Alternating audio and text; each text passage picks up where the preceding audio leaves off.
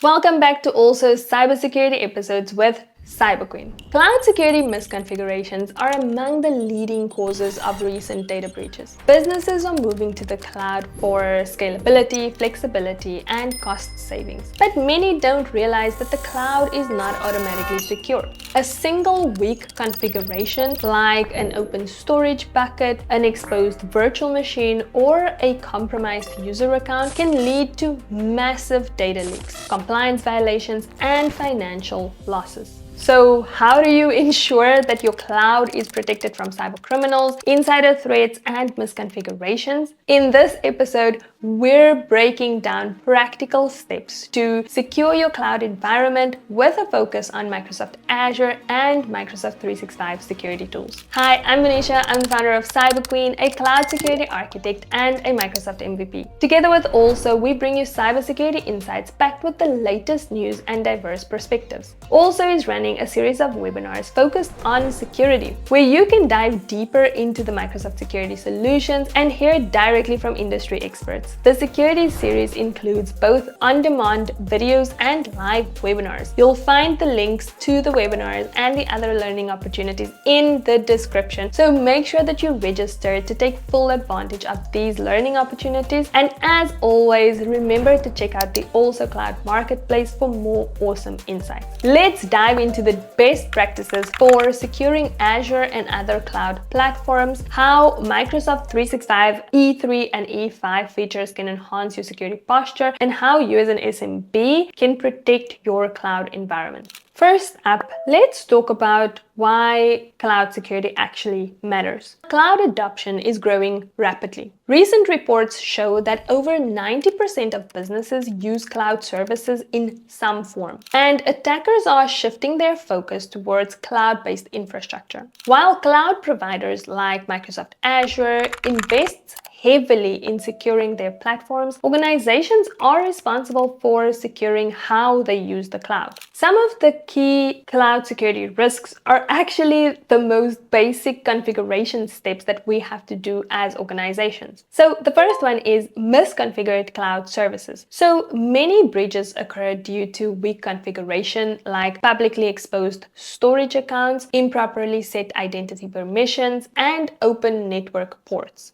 The next one is weak identity controls. So poor password management and the lack of multi-factor authentication allow attackers to take over accounts, and in a lot of cases these could be privileged accounts. Then we have unmonitored cloud usage. So this is the typical shadow IT scenario, where employees are very likely to use unauthorized cloud applications, leading to data leakage and compliance issues.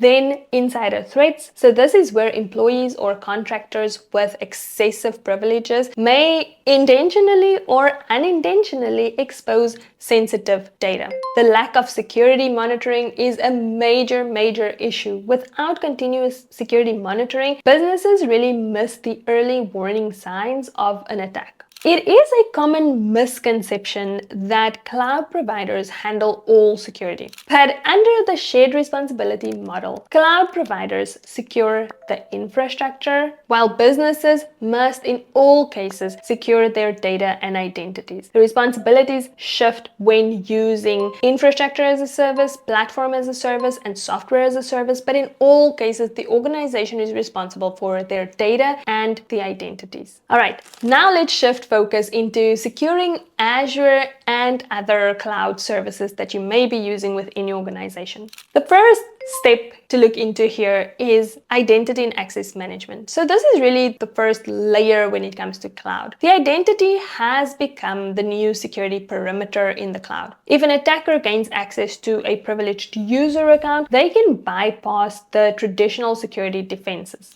Now, these are some of the best practices for identity protection. So first up, you should definitely be using Microsoft Entra ID for centralized identity management. This really allows you to manage user access across multiple applications from one single platform. You can enable multi-factor authentication for all your accounts pretty easily in Entra ID, and it is known that enabling multi-factor authentication blocks 99.9% of automated cyber attacks. You can also apply the various conditional access policies to prevent unauthorized unauthorized access. For example, you can enforce stricter authentication when users log in from unknown locations or devices. And then there's also role-based access control and least privileged access. So this is where employees have the minimum permissions necessary to do their job functions. Let's put this into a real world example. So a financial service company experiences an unauthorized access attempt to sensitive client data due to compromised user credentials. By implementing Microsoft Entra ID's conditional access capabilities, they would require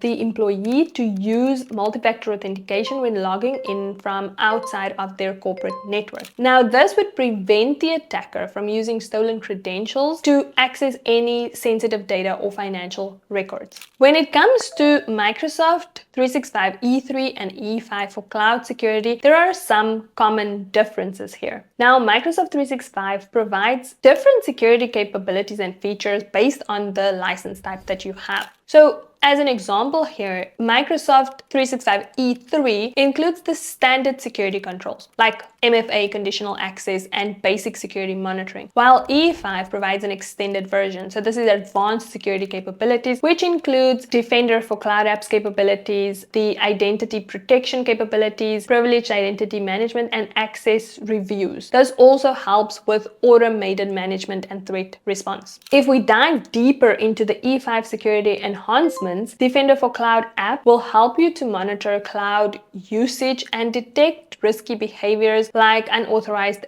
data sharing, while Identity Protection uses machine learning to detect suspicious login attempts and automatically enforce additional security measures. And then there's also the Defender for Endpoint capabilities, which will protect the devices from malware and ransomware. SMBs handling sensitive customer data should really consider using E5 for that proactive threat detection capabilities and to help with more automation in the response side. Now, from a cloud security perspective, shadow IT is really a big deal. With remote work and cloud-based collaboration tools, businesses must have additional focus on monitoring how employees act with cloud applications. And this is where we can really dive deeper into Defender for Cloud Apps, which provides visibility into cloud application usage and it enforces certain extents of security policies. Now, some of the core benefits and best practices for securing cloud apps is to have the ability to identify shadow IT. Many employees use unauthorized cloud apps for productivity. This is well known and it really does increase security risks. But you can use Microsoft's Defender for Cloud Apps to really help you to detect and control these applications. You can also use the capability to block risky applications. An organization can define the security policies to restrict access to unapproved or non-compliant applications. You can also monitor for abnormal behavior. So if an employee suddenly downloads a bulk load of files, Defender for Cloud App can alert security teams to block any further access and monitor for legitimacy. Now again, let's navigate to a practical real-world example. So a marketing agency found that employers were sharing confidential client data via personal Google Drive accounts. With Defender for Cloud Apps identifying these risks, it allows the IT team to enforce policies requiring employees to use OneDrive for business practices instead. Now let's look at some of the basic strategic building blocks that you can put into place to secure your cloud environment. The first one is going to be network segmentation and secure data transfers. Now here you can use basic Azure functionality and capabilities to ensure security in the cloud. First up, you can use an Azure Virtual Network, a VNet, and a Network Security Group, NSG, to control access between different cloud workloads. You can enable Azure Private Link to prevent data from being exposed to the internet, and you can encrypt sensitive data at rest and in transit using Azure Key Vault and TLS security encryption. Then you can also set in place Azure policies and monitor secure your baselines and include continuous monitoring into your strategy. So for this, you can use Microsoft Defender for Cloud to check for any misconfigured services or any compliance gaps that you may have in your deployed resources. Then you can enable Azure Monitor and Log Analytics to collect security logs for early threat detection. Now, if we are able to monitor and detect, then we should be able to advance and automate detection and incident response. Now, here you can use Microsoft Sentinel, which is Microsoft's SIEM and SOAR capability to help you to detect and respond to threats in near real time. You can also configure automated incident response using Defender for Cloud apps or Defender for Endpoint, all integrated into one security solution. Any security strategy should include ongoing compliance monitoring and risk management. So here you should be doing regular reviews of your identity-based logs, remove any unused accounts. You should be automating your access reviews. So with the Microsoft Identity Governance capabilities, you can ensure that employees only have access to the necessary resources. And then you can maintain compliance with industry regulations by enabling Microsoft's Compliance Manager to track security issues. Now let's look at this in a practical business example. So a healthcare provider needed to comply with GDPR and HIPAA regulations while using cloud storage for patient records. So by configuring Microsoft Compliance Manager and Azure Policy, they are able to ensure that all sensitive data remains encrypted and access is logged for specific auditing, monitoring, and compliance purposes. Many businesses hesitate to invest in cloud security due to budget constraints, but not securing your cloud can result in much higher costs from breaches, ransomware, regulatory fines, and downtime. Now, a Microsoft 365 E5 license not only provides advanced security features, but can also help to offset some of those Azure security costs, reducing the need for separate security subscriptions and third-party solutions.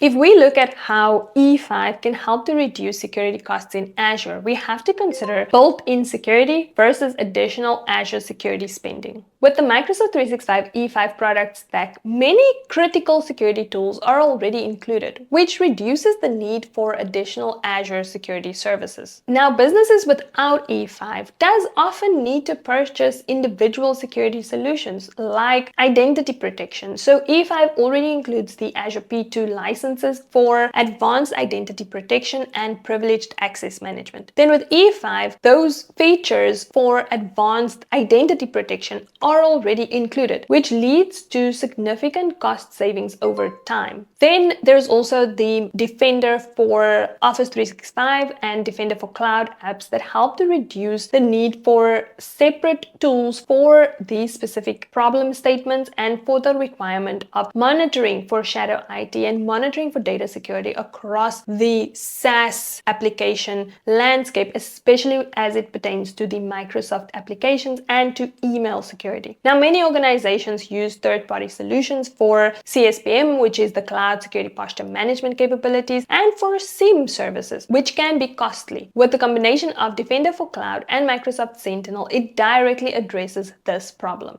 Then there's also the automated security policy enforcement and behavioral-based threat detection. So instead of paying for additional CASB, Cloud Access Security Broker solutions, this is included with E5, and you can use Defender for Cloud apps at no extra cost. There are so many additional capabilities like endpoint security, privileged identity management, privileged access management, managing administrative level access securely. There is also the intra-ID access reviews, just-in-time access, and so many more automation capabilities that help to justify the spend of E5 over these multiple disparate security solutions. Securing cloud environments is an ongoing process.